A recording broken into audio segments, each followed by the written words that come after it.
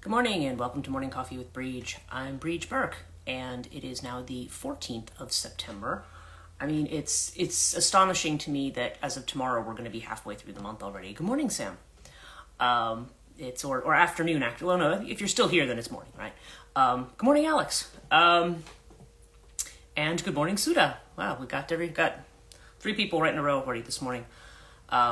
Yeah, I have, it's Saturday, finally, and it's, I was supposed to have a class today, but we didn't have any registrants, and it's weird because when Corinna put the class up, like, I got the voice in my head that said, morning, just landed in the UK. Oh, okay. Well, welcome back to, well, I mean, like I said, you're there, welcome back home to you, or to where you're at right now. Wild, Sam and I were just saying, what is time? Good morning, Pat. Yeah, that's interesting. Okay, so yeah, it's about noontime where you are then in the UK. Yeah, it's really funny because I just did a reading for myself this morning, and one of the messages I got was you'll be back in the UK this fall, and I'm like, oh, okay, that means there must be money coming from somewhere for me to do that. Because if I had the money, I'd be there already. Because most of what I do is online, unless I have something that I'm offering in person. I like to spend time over there.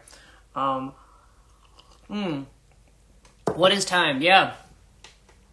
And, yeah, it's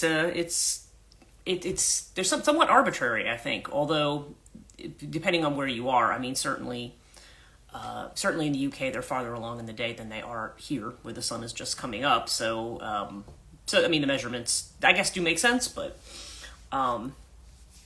yeah, but it's just interesting how we try to figure that out. I've actually got a number of time zone things I'm trying to figure out over the next few weeks. Certainly with the new school that I've started, that one of the liabilities is that it is on a weeknight, and it is on a weeknight at about, I mean, the classes are starting at 6:30, which is going to be 11:30 p.m. UK time, and probably more like 12:30 anywhere else in Europe. So it's not great for people overseas who want to actually take these classes. So that's the not good part about them. I feel like at some point I'm going to want to offer something that is going to be... See, right now, my Saturdays and Sundays are taken up with other classes, but I'm hoping that maybe in the next term I can arrange it so that I can do some of these classes on the weekend so that we could do them earlier, and then that means that people in the UK can participate, because I just, it kind of... The time difference sometimes can be a real problem, but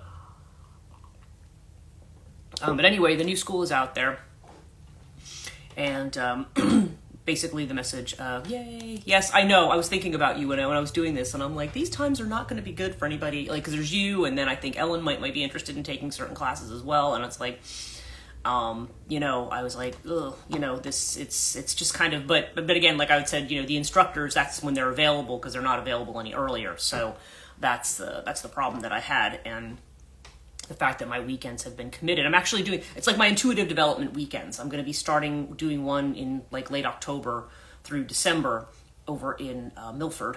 She wants me to do an in-person one because there's at least 3 or 4 people who have said, can you offer an intuitive development class? I want to take it. So there's people who are willing to pay for it. So, yeah, so we're going to, so therefore, so yeah, obviously if there's an audience, when you offer something and then there's no audience, then it's like, okay, I don't want to put a lot of time and energy into something that, if people aren't interested, but if people are interested, then I definitely want to make sure that I'm offering these things.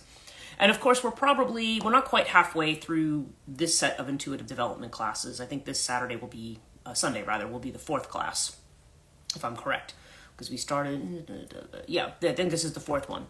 So, so we have those this morning. Sorry, I have those in the afternoon, and I have usually a regular client on Sundays as well in the afternoon beforehand. So she's usually at my house probably right up until 3:30ish, which is fine. I mean, I love it when she comes over and everything. It's great to have somebody and be able to have somebody in the space that I have here, which is actually a really, really nice space. I wish I could do more in-person work here, but because it's my house, I tend to only take clients that I know, that I personally know, and I feel comfortable having them in my house, because I just don't and I'm not really set up in many ways, like legally, if I was going to try to insure this actual house as a business that people could come to. I don't have a driveway. This end of the street is kind of one lane. There's really no parking. I have to move my car when clients come so that they can park in my drive. The stairs behind me have, there's sort of this railing thing on the side, which you can't really see now, but it's for people who the stairs can be an issue from an ADA perspective. Okay, that's a problem because bathroom is upstairs and everything. So it's just, this is an old house and how it's built. So so I want to make sure that anybody who comes to my house is not going to be, anybody who has difficulty with walking or doing anything like that. That they wouldn't be able to come here because it's not really set up for that. So, but it is a beautiful space downstairs, and it's a really, and I can I can do it up really nice. But but I've just got, it's just the area is kind of a liability with regard to that. So so if I'm going to do it in person, I have to usually do it at whatever other venues I'm allowed. I know Melissa has offered her venue in Chester in the past, which is a little more central for people than Milford. Milford's way out by the Delaware River, so a lot of Jersey people, they're like, oh, Milford's kind of far. So I don't know. So we'll see if there seems to be a demand for in person. I can always, because Chester's kind of centrally located, so I might be able to do that. Anyway, sorry, don't mean to wax on about what's going on with my business, but. And of course, a lot of you I work with online, and that also works perfectly well. Actually, when I did the Mount Olive session, when I was a library there, and I had, and that was another thing. Speaking of intuitive development, I had this instinct. There was a woman who had worked there. I knew there was 3 women that I knew. 2 of them were named Rita, interestingly enough, and one of them was named Bernice. And Bernice she was so much fun. She was a little old lady with the bun, but she worked in tech services, which is the area I worked in. And she was a pistol. She was like the funniest person. But I was sure Bernice, was long retired. And then, but I had a feeling this one woman, Rita, who I'd worked with years ago, I said, I'll bet Rita's still there. And when I was talking to the program director there, she's like, oh yeah, Rita, like, she's like, she was from Russia. She's like, oh yeah, she still works. I was like, I don't know why I knew she still worked there. But that was like, my intuition's like, okay, I should go back and visit Rita, because I haven't seen her in such a long time. In any case, it was a new library. But somebody had asked me at the library there at that presentation, the one question that kept coming up was just, well, how can any of this stuff work over a distance? Like, how can you, don't you have to be here to do this? And we were like, well, no, actually you don't. And really, that was really brought home to a lot of people through COVID. Because I know with Rouhani, certainly Carol, who is the founder of Rouhani, had often said, oh no, you can't do any of this via distance, or you can't do attunements via distance, or you can't. And they've changed that up now, because clearly you can. There's no reason why. I mean, if the internet's, this is energy exchange just even being over Wi-Fi. It is a line for that energy to travel. So energy is not limited by walls or by distance. There can be a little bit more of an intensity of an experience in person. But as some of you know, good morning, Jenny. We were just talking about the Mount Olive thing, and we were just talking about energy healing over distance. And yeah, it works. Energy healing works perfectly well over distance. Some people prefer to work with a surrogate. I think Melissa had been talking about that, like whether you get a teddy bear and you can, or something, and you can pretend that that's the person, or you get. I tend to not work with surrogates that way. I tend to either have a photo of the person, or that's also a reason I like to do things over Zoom, because then at least I can see the person, and then I can transmit the energy right there. Everybody has their own method. As I mentioned, my very first Rouhani session, it was like we talked on the phone, and then we hung up the phone, and she did the whole thing, and then she called me back. So you don't always have to have this kind of a connection. Energy can travel to wherever you intend it to travel. Mm-hmm. Exactly, like Jen said, so many ways to work. And so but that was a big question that we had, was people like, really? Like, people are very skeptical that it can work over a distance, and some of you here have had sessions with me, so you know it works over the distance. It's not necessarily any different. Sometimes for some people, if they don't want some people just like the hands-on experience. They're just like, I just want to be in the same room, and that's fine. And yeah, and I get it. Everybody wants to receive this in a different way. But sometimes when you don't have the option of doing it in person, distance does work just as well. So yeah, so it's a very good thing that had come up. Okay, so what was so what else was I going to talk about today? Absolutely, I prefer distance healing. Yeah, and that's interesting. Yeah, because I know you've had that with me, and there's a couple other people who've had it. I know Pat's had it with me, and yeah, and it works. It definitely does something. It's not. It certainly, if you can prove that there's. I was thinking a little bit about this morning about the way in which we validate things, or really kind of the difference between what I'm going to call the difference between trust and belief. Okay, because yes, it works. Yeah, it's the difference between trust and belief. It is when you. Okay, so really when we talk about belief, we talk about something, we often define that as something that you believe, well, something that you accept without necessarily having evidence. Okay, that's the way we tend to define belief. I believe it even though I don't see it. Religiously, that was the whole doubting Thomas thing. I don't believe it until I see it, which, of course, being Taurians, that a lot of people on here being Taurus, that's the way we kind of are. We're like, yeah, I'll believe it when I see it. But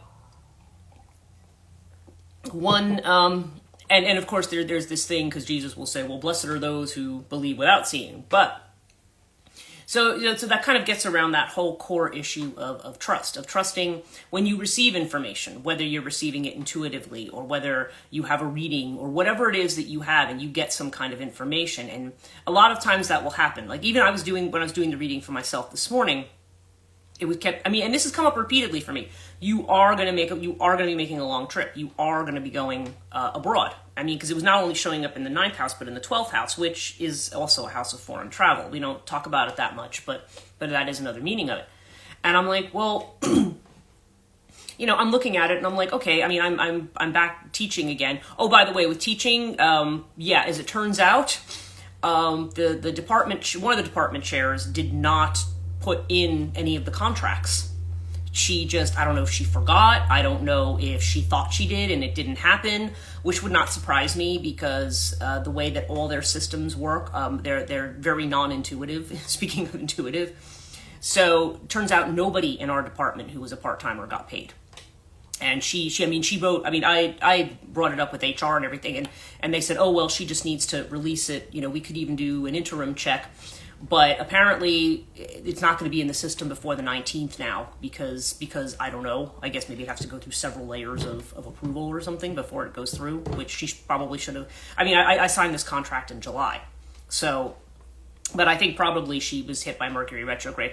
I tend to go a little easier on her. She's somebody I shared a hotel room with the department chair when I was in San Diego in 2019. She's really nice and she's really well put together. She's really intelligent, and so so it would not have been done in any kind of way like she just doesn't care. I thought it was a clerical error, but that's annoying to say the least. Yeah, it is. It is annoying. I don't know all the circumstances around it, but I just feel like with Kate, she's not the type of person who. She's not the type of person who would just forget or put it off. I feel like something went awry there somewhere, or she went to go put them in and maybe thought she did it and then realized, oh wait, nobody's been approved. So she wrote back to everybody. She goes, this is entirely my fault. I am so sorry, and I'm working to correct it like ASAP. So anyway, probably the next check I get is going to be a huge one because it's going to be 2 weeks of that class plus my other class. So I said I'm trying to look at the bright side and say, okay, well, I will have more than the full mortgage payment by the end of the month. So we'll take what we can get. So it's because at first I thought maybe it was a missed email or something like that, but no, apparently it was everybody. And I may not have been the only person to bring it up. I didn't. I don't get to chat with my compatriots there. So. So anyway, as usual, I'm derailing myself into other topics, but yeah, there was the I don't know. Okay, so I was doing some readings this morning, and like I said, I was seeing this thing about travel. So I'm thinking like, well, I'm teaching I'm teaching in person on weekends. All this stuff's going on. Like, when am I going to have time to go to England? When am I going to have time to do that? But again, there's that matter of trust versus belief. So I feel like one of the differences that we might have there is that when we believe something, okay, there's people who can have, say, religious beliefs. They grow up and you might believe something because your family told you that's the way it was, or you went to a church, temple, synagogue, whatever whatever place. And some people have obviously grew up with no religion, but people who are people have they may have beliefs that come just through tradition or through family, okay, which they may or may not accept, because we know that when you get to that stage of life where you kind of start that breakaway from the family, when you usually towards the teen years, you can that can be a time when you can reject those things potentially. You see a lot of that. That's the point at which people start to question, and sometimes if they feel a real strong break, like, okay, just as by way of example, let's just say somebody loses somebody they love, and let's just say they're maybe 11, 12 years old, like in that age, and they pray like, grandma is sick and I'm praying that grandma's going to get better, and then grandma passes away. And then it's like, well, God betrayed me. God didn't listen to my prayers. Sometimes people will take on something like that, and it will start them in the process of questioning the whole system. Now, there's obviously other ways that this happens as well. But generally, there's something where we develop a distrust, where you get to a point where you say, okay, I believed this. I trusted that you were the authorities. You told me this sight unseen, and that is what it is. And then when you start to get evidence that says that's not what it is, then you start to become skeptical, and you say, okay, well, if that's wrong, maybe everything's wrong. You start to do things like that. Oh crap, you bring up a good point. I need to integrate end of life as life. Yeah, interesting. Yeah, and actually, I think everybody, as much as we can wax philosophical about death, I think it's still something that when one would be faced with physical death, that is still quite a monumentous thing. I think that's why we spend with the kids. Yeah, exactly. Like, how do you explain that, right, to people when that kind of a thing comes up? And I know as a kid I was kind of kept away from it to some degree. Like when my grandfather died when I was about 7. Actually, my first grandfather died when I was only 2, and I had no memory of that at all. But my other grandfather, my mother's father, died. He was living in our house at the time. And he passed away. Sorry, his little animal went by. He passed away, and it was, and I know there was the funeral and everything, and I knew that he had died, but nobody really, it was almost like we didn't talk about it. It was just like, oh, okay. I don't remember if I went to the funeral or not. I might not have gone to anything, because my mother might have wanted to not expose me to any of it, which is interesting. But there was a lot of death in my family. So, like I said, my brother died when I was only 17, and then, there's just been a whole lot. Both of my brothers have died. Of course, my other brother died when I was already an adult. I was already in my 40s, but, it's one of those things that when you're dealing with it with kids, this idea of transition, people lose their pets and they kind of say, oh, we got sent to a farm upstate, that kind of a thing. Like, when we try to do things to try to make it seem like, to try to soften, the ending. But a lot of times it's this kind of monumental stuff that comes in when people are faced with that, when people are faced with mortality. The idea that, what does that mean? Does it mean you're not going to exist? Does it mean that you're, which, again, we talk about a lot of these things. None of us, again, experience versus what we believe versus what the reality is. And I think sometimes as we get closer to that point, whatever beliefs have sustained us, depending on how invested we are in those beliefs, that may or may not be a comfort to us. People may get to a point. I know people who've been atheistic their whole life, and at the end, all of a sudden, they're looking for religion. I mean, then there's atheists who are just atheists right to the end of their life too. I mean, but I've seen, you've seen different things that happen because people are very concerned about what that reality might be, and there's no way to validate that, through through our normal senses and through our eyes. It's only through the intuitive senses, and then of course we kind of feel like, do we trust that? Do we not trust that?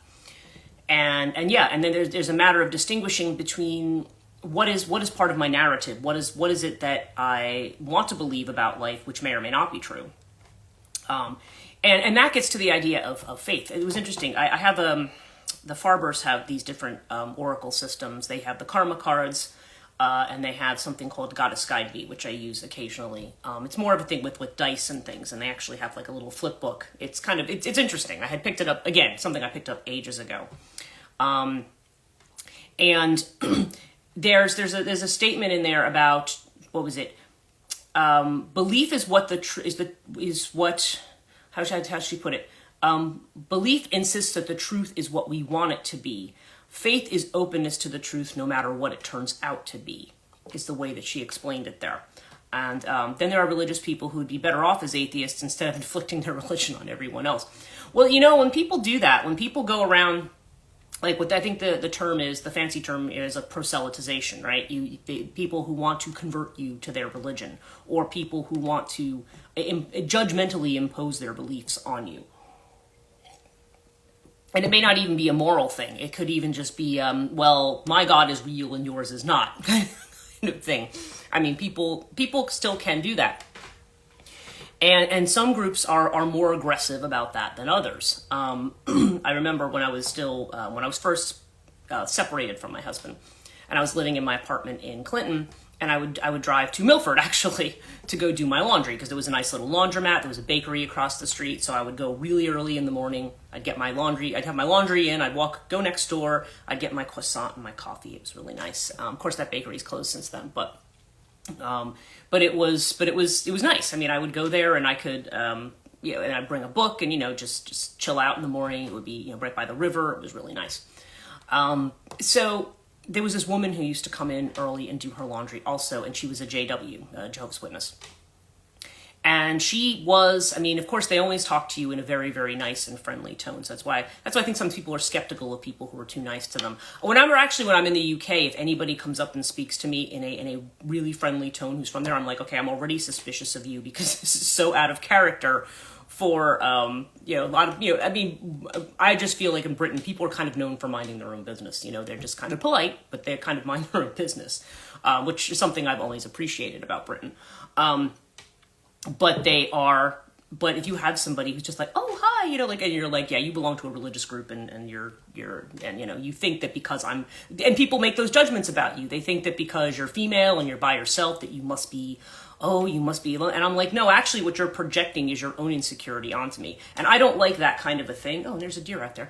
I don't like that kind of a thing because I feel like that tries to prey on people who are vulnerable. Now, I think, and of course, it never works with me because then, 5 minutes into talking to me, they realize that they've asked the wrong person. And again, I'm not always necessarily mean about it. To me, it always depends on how aggressive people get with it. Now, this woman, funny, her name was Carol. She would come in and she would talk to me. And then I remember as soon as I saw her stuff, and I was like, oh yeah, I said, you're JW. I said, I know all about your stuff. And she is just like, and she kind of got annoyed with me. She's like, well, why would you stop seeking? And I looked at her. I said, I'm not the one who stopped seeking. I said, you're the one who doesn't believe the crap that you're telling me. I said, and you're trying to convince me because that helps you validate it. If enough people around you tell you it's true, kind of like what we have with the echo chambers with a lot of other things, then I'm validating it for you.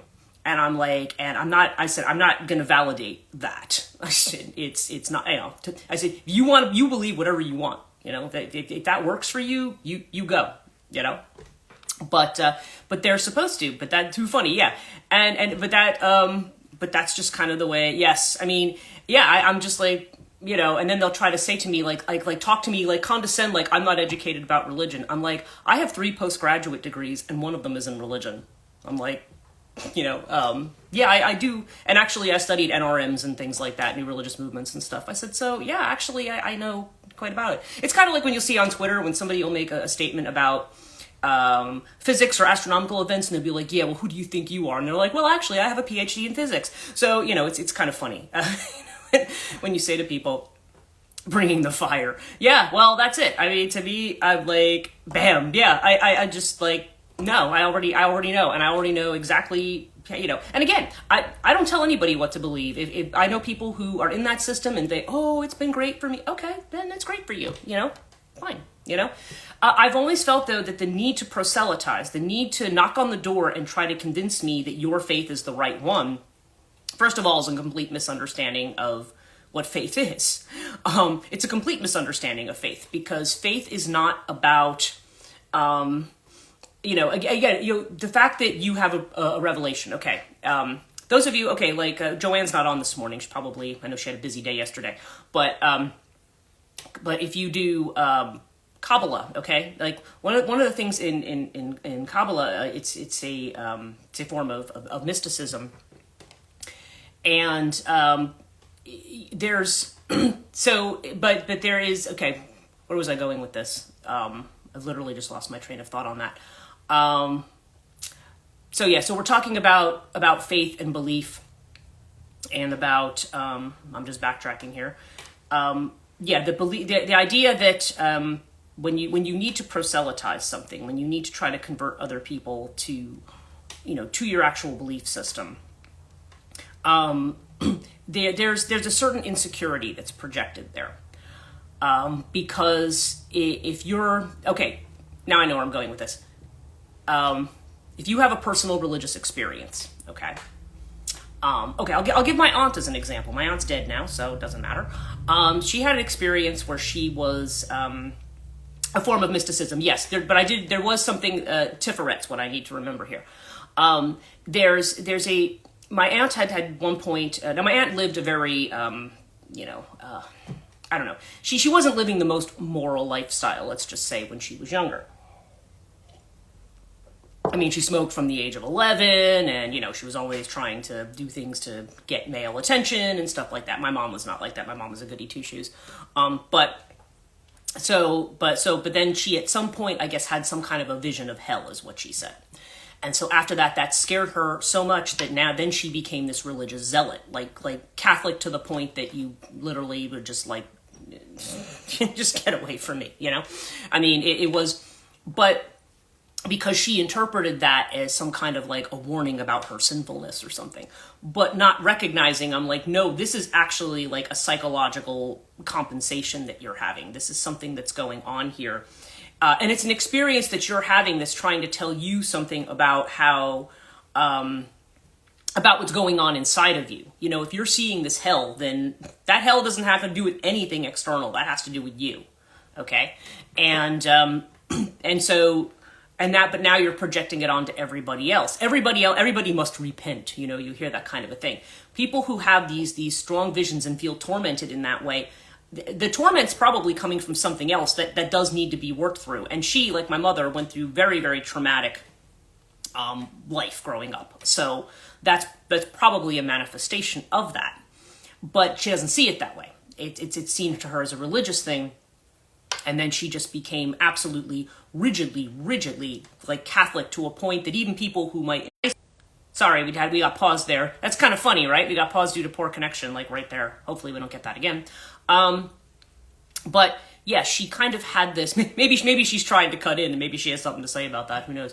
But in any case, she was just, it was just like, no, this is more about something that you are dealing with, and this is how it's manifesting. This is why we talk about dreams and dream symbolism. Now, it's not that people can't have visions of other things. I mean, it's not that can't happen.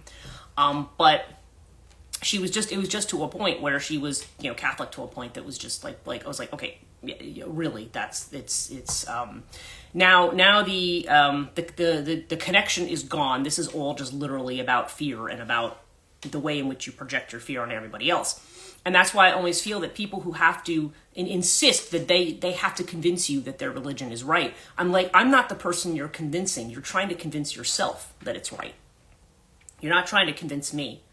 Because I have my beliefs, and I don't expect anybody else to share my beliefs. And that's get back to what I was going to say about Kabbalah. At Kabbalah, when they talk about following the path of the tree, if you start from Malkut, which is the kingdom, that's at the bottom, okay? Fear-based versus faith-based. Yes, and actually, Amma had something to say about that too, and I think I've probably said it, where she had said, if you, she says, yeah, if you have the stern father, who is a disciplinarian, you may learn to respect that father, but you will never love him. So that was her kind of thing about, why people need to learn to love the divine and not look at it as a source of fear and punishment, but that tends to be that's the way we look at it. It's that dualistic way of looking at things. It's that saying there's good and there's bad and there's right and there's wrong, and you're either on the right side or you're on the wrong side. And that's that's the narrative that we're caught up in. And because it's a cultural narrative, it gets kind of reinforced. So some people deal with it by saying, I can't make any mistakes. I have to do this exactly right. Yeah, her statement of love is God resonated so much. Yeah, and that's what it should be. And that's actually even the message of Azrael. He's like, all of this nonsense about fallen angels and about, you need to submit and you need to be afraid. He said, that story needs to go away. That's pretty much what he said to me. That story needs to go away. That's not how it is. That's why love is almost like an act of rebellion, because even though there's a lot of talk about love, that's not actually what's expressed. There's a lot of judgment. Well, are you worthy of that love? Are you a bad, sinful person who needs to repent and submit to this system before we'll give you that love? That's not, love is supposed to be unconditional, right?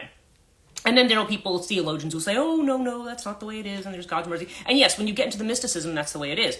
Now, within Kabbalah, there's Malkut at the bottom of the tree of life, and on either side there's Hod and Netzah, which we basically kind of look at as reason and emotion, right? A small mustard seed, crap, yeah. And then in the center you have Yesod, which is I always call it the realm of intuition. That's the realm of the moon, which is right above Malkut.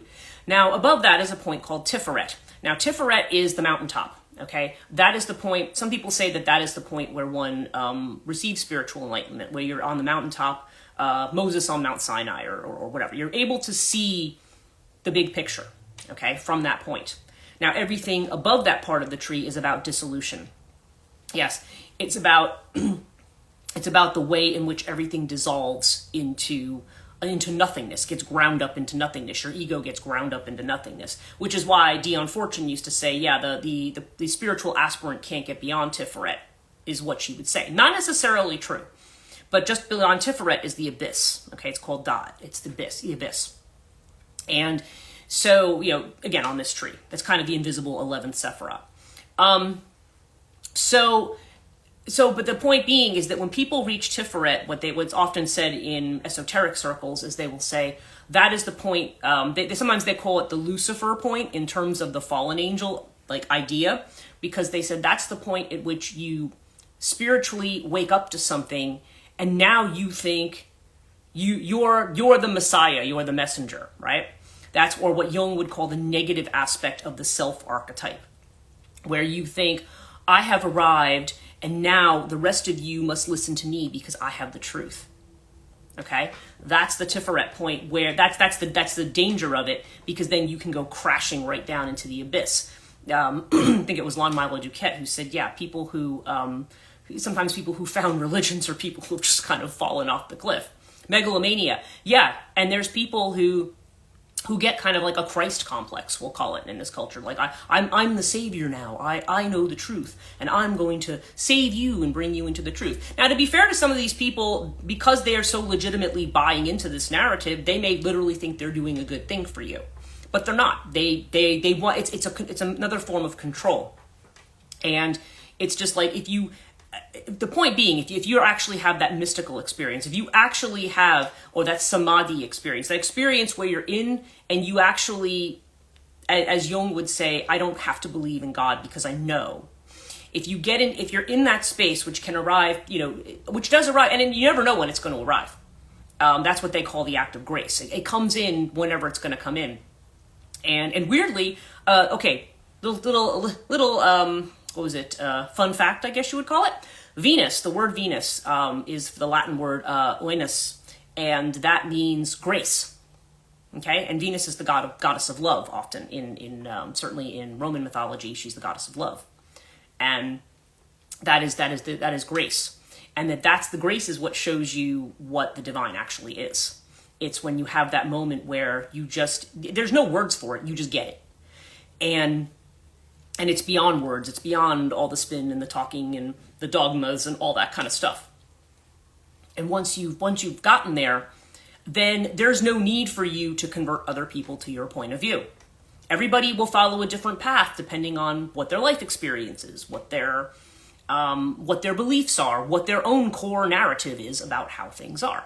Part of the thing about this school is to examine what those core narratives are and say, hey, can we do something different in this culture? Can we creatively start putting something else out there so that people, instead of using these narratives to be afraid and hate each other, maybe we can use these narratives to try to figure out how we can get back together, how the feminine and the masculine can, thing. Which is indeed, my father used to be that way, but in a narcissistic kind of way. It was reign terror in the house. Yeah, and that happens a lot too. You have this very strong fear-based kind of that's my problem with Western religion in general, is a lot of it is fear-based. You have a God, and it's like, now God is kindly, and God will be merciful to you as long as you follow the rules. And of course, the rules can get very minute. When I was at AAR one year, which is the American Academy of Religion, I remember there was somebody who gave a paper on Tertullian, who was one of what they call the pre-Nicene fathers. He was one of the early church fathers, who actually weirdly was later excommunicated as a heretic because he got kind of involved with this other sect, and they considered him to have kind of gone off the rails of orthodoxy. But Tertullian was so, the stuff that he writes, the Christian apologist stuff that he writes, is so intense. There was a writer called the Shepherd of Hermas, who was another inspired early Christian writer, who had said that it was okay if one became a Christian if one committed sin, what they called sin, that God would forgive them if they committed one sin. And Tertullian said they described him as just filth, because no, once you become a Christian, you can never ever sin, or God will never ever forgive you. That was Tertullian.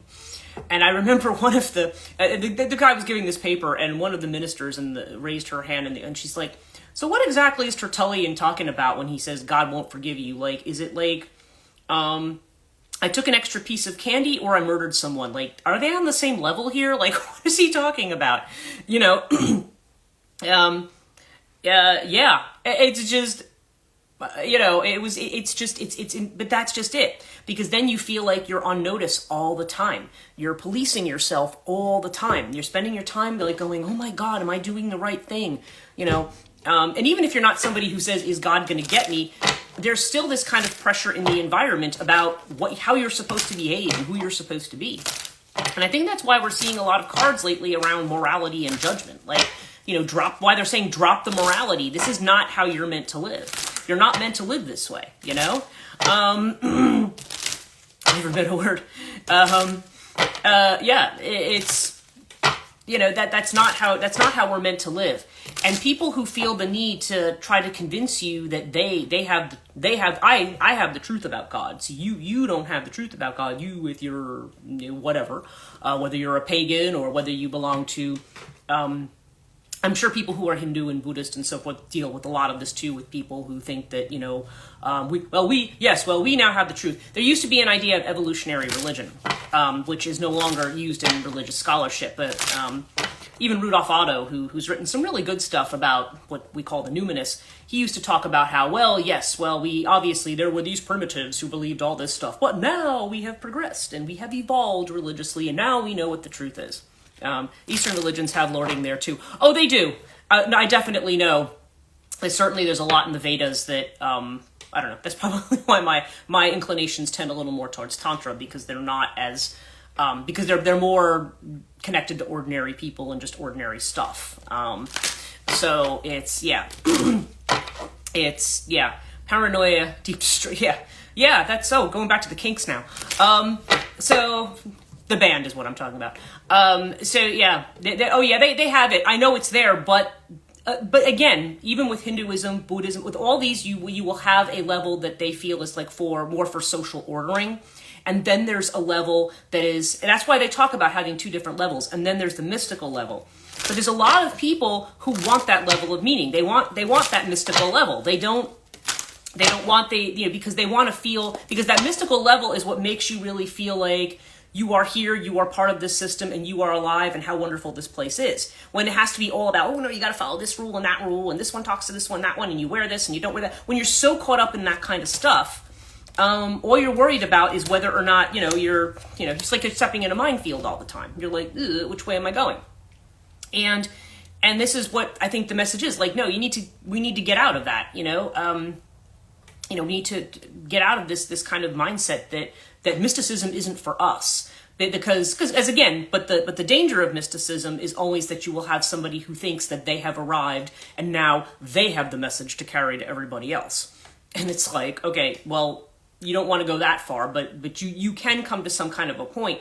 And at that point, you don't need to convince other people of your point. You just live your life authentically, and people will notice that. People notice that. And that's the best way, because that's really all it's about. It's just saying, okay, a life lived authentically is one where we recognize that, to a certain extent, that a lot of this is a game, but when you have that experience, it's something very, very profound. When we talk about God, like we were just talking about definitions of God in my religion class, and everybody always wants to say, well, religion is something that involves a belief in God. And I'm like, well, no, because Buddhism technically does not have gods. It's technically atheistic. There are religions that are not necessarily, but there's always this kind of focal point to try to take our attention here. And so I said my definition of religion is it's a means of negotiating the unknown. It's a means of negotiating, and when I say the unknown, I mean like the numinous unknown, the other, like the fact that, not just what we see with our eyes, but how do you negotiate the whole package? How do you know, and how do you negotiate why you're here and why this is even going this way, or what the point is?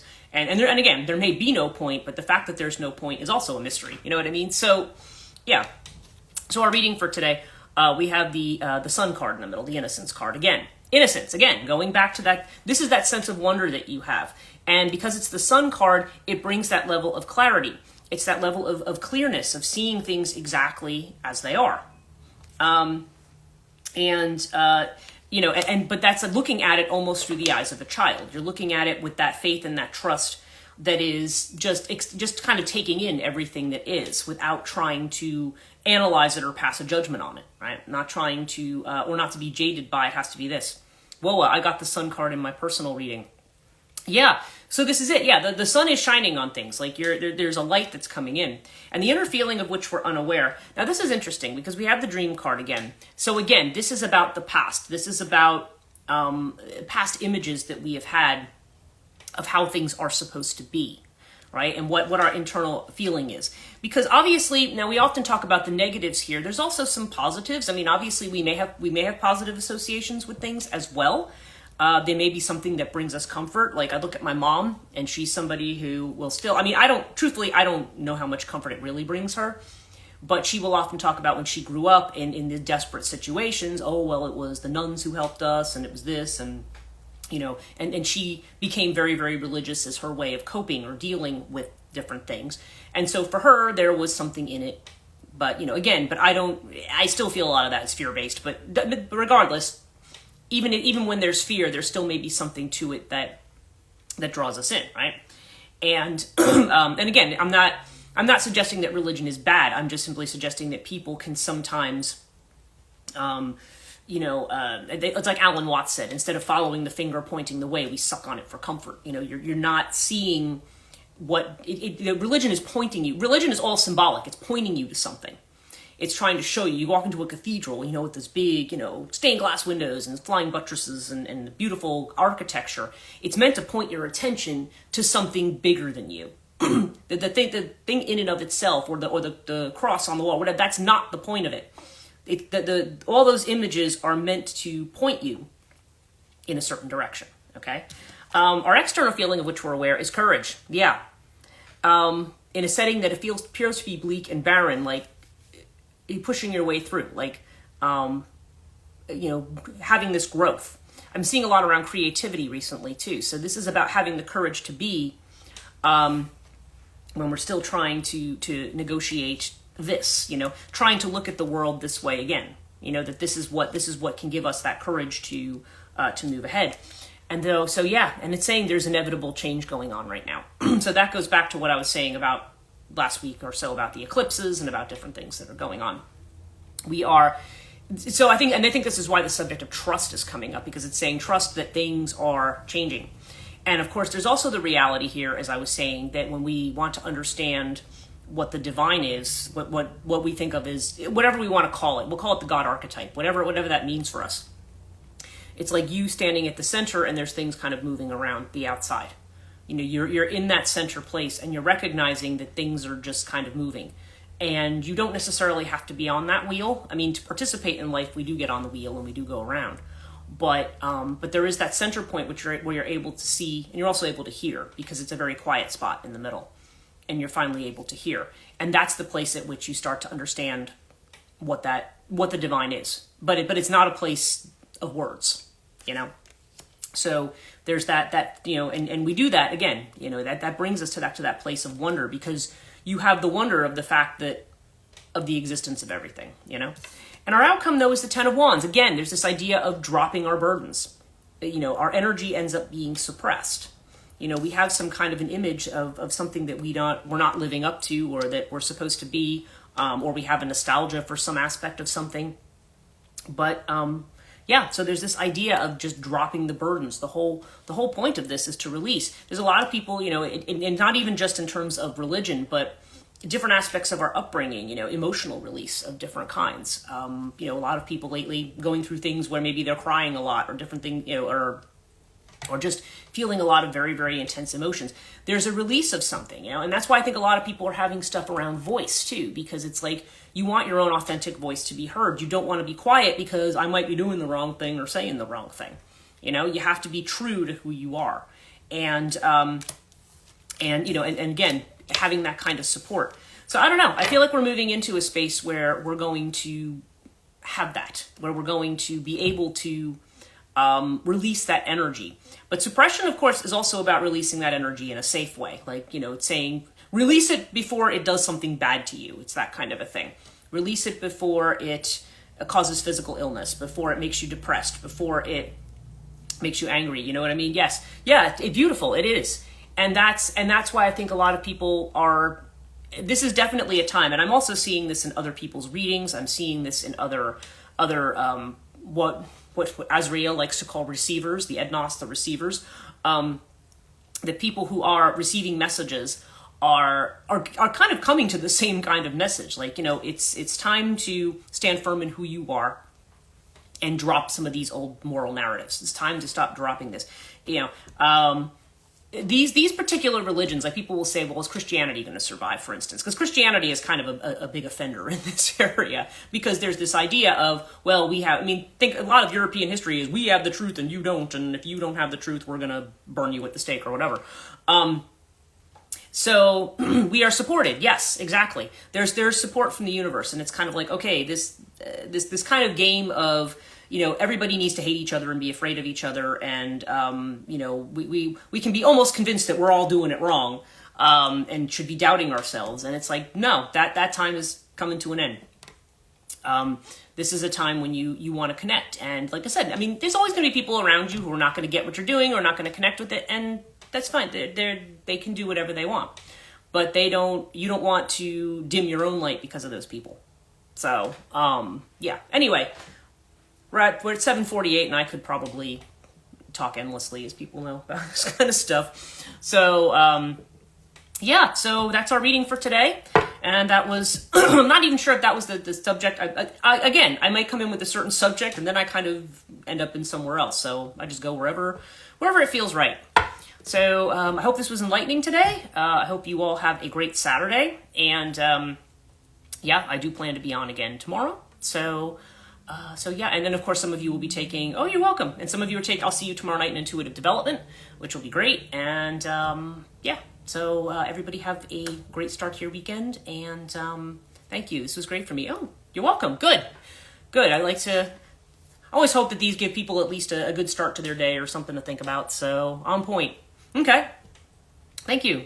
You're welcome, and good to see everybody this morning, and I will see you all again tomorrow, hopefully. So take care and have a great rest of your day.